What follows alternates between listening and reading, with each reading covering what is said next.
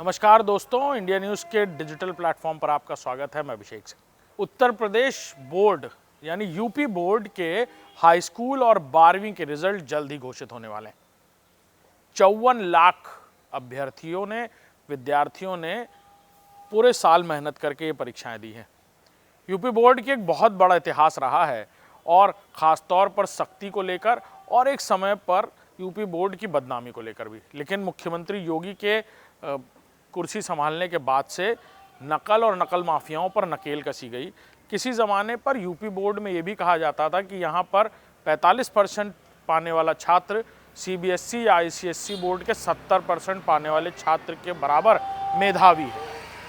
एक ये भी स्टैंडर्ड मेंटेन किया गया था और उसके बाद तमाम नकल माफियाओं और एक के बाद एक कहानियाँ देखने को मिली, जहाँ खुलेआम नकल और कई तस्वीरें देखने को मिली। लेकिन फिर एक दौर ऐसा भी आया है कि दोबारा यूपी बोर्ड की उसी स्वच्छंद छवि को, उसी बेहतर छवि को, ट्रांसपेरेंट छवि को दोबारा से फोकस करते हुए भारत के पटल पर यानी पूरे देश के पटल पर उसी तरह रखने की तैयारी की गई। सरकार की तरफ से इंतज़ाम किए गए कि जहां पर भी सेंटर्स पड़े वहां नकल या नकल माफिया किसी तरह हस्तक्षेप ना कर पाएँ। लिहाजा इस बार होने वाली यूपी बोर्ड की परीक्षा में तो बड़ी तादाद में लोगों को जेल भी भेजा गया। कई सारे नकल माफियाओं पर कार्रवाई भी करते हुए देखने को मिली। एसटीएफ जैसी एजेंसीज ने बाकायदा नज़र रखी और इस तरह गारंटी पास कराने वाले कई सारे स्कूल और कॉलेजेस और इस तरह के नकल माफियाओं को जेल भी भेजा गया। वहीं ऐसे में अब हर किसी को, जिन्होंने भी हाई स्कूल और इंटर का, जिन अभ्यर्थियों ने एग्ज़ाम दिया है, उन्हें इंतज़ार है रिज़ल्ट का। जानकारी मिल रही है शिक्षा बोर्ड के हिसाब से, माध्यमिक शिक्षा बोर्ड के हिसाब से, कि 48 घंटे में ये रिज़ल्ट कब घोषित होंगे, किस वक्त घोषित होंगे हाई स्कूल और इंटर के रिज़ल्ट, इसको लेकर नोटिफिकेशन जारी किया जाएगा। बाकायदा प्रेस कॉन्फ्रेंस होंगी और ये बताया जाएगा कि हाई स्कूल के रिज़ल्ट्स कब घोषित होंगे और इंटर के रिज़ल्ट। 54 लाख से ज़्यादा बच्चे इस परीक्षा में भाग ले चुके हैं और उनके भाग लेने के बाद अब उनका भाग्य भी इसी परीक्षा के रिज़ल्ट के साथ तय होने वाला है। जिन्होंने हाई स्कूल की परीक्षा दी है वो किस स्ट्रीम में जाएंगे, पीसीएम लेंगे, पीसीबी लेंगे, इंजीनियरिंग की तरफ बढ़ेंगे, मेडिकल क्षेत्र की तरफ आगे बढ़ेंगे या फिर आर्ट्स के लिए ऑप्ट करेंगे, ये हाई स्कूल के बाद वो तय करेंगे। और सीधे तौर पर कहा जाए तो उनके मार्क्स यानी उनके गुणांक ये तय करेंगे, उन सब्जेक्ट में उनकी रुचि और उनका इंटरेस्ट उनके रिज़ल्ट पर सीधे तौर पर उस परछाई की तरह नज़र आएगा। इसी तरह इंटर के बाद दूसरे भविष्य के दरवाजे खुलेंगे।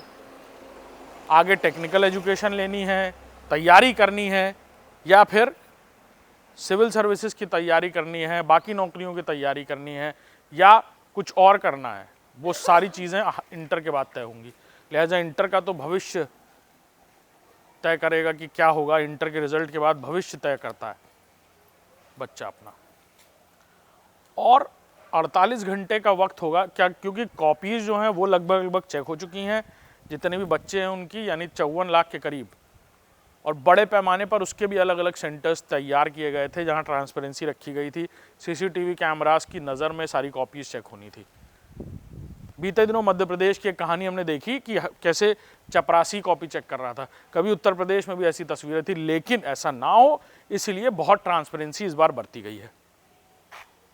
48 घंटे बाद माध्यमिक शिक्षा बोर्ड ये नोटिफाई करेगा कि कब रिजल्ट्स होंगे और बाकायदा प्रेस कॉन्फ्रेंस की जाती है और रिजल्ट के बाद भी, लेकिन 48 घंटे बाद लगभग तारीखें सामने आ जाएंगी। और up.nic.in पर आप ये रिजल्ट्स की नोटिफिकेशन देख सकेंगे कि हाई स्कूल और इंटर का रिजल्ट किस किस तारीख में आने वाला है। और उसके बाद बाकायदा प्रेस कॉन्फ्रेंस होती है जिसमें इलाहाबाद में, जिसमें बताया जाता है कि किन बच्चों ने टॉप किया, कितने लड़के और कितनी लड़कियां उत्तीर्ण हुए, कितने नंबरों में से लड़कियों ने और लड़कों में बाजी मारी आपस में, फर्स्ट कौन से बच्चे आए, सेकंड क्लास कितने बच्चे आए, थर्ड कितने बच्चे आए, ये सारी जानकारियां फुल डेटा के साथ वो प्रेस कॉन्फ्रेंस में देते हैं। लिहाजा आप भी धैर्य रखिए, 48 घंटे में सूरत और साफ़ हो जाएगी और आपकी गाढ़ी कमाई, आपकी मेहनत जो आपने अपने बच्चों पर लगाई है और बच्चे जिन्होंने पूरी तरह से मेहनत करके अपनी परीक्षा दी है, उनके फल का बस थोड़ा इंतज़ार और बाकी है। नमस्कार।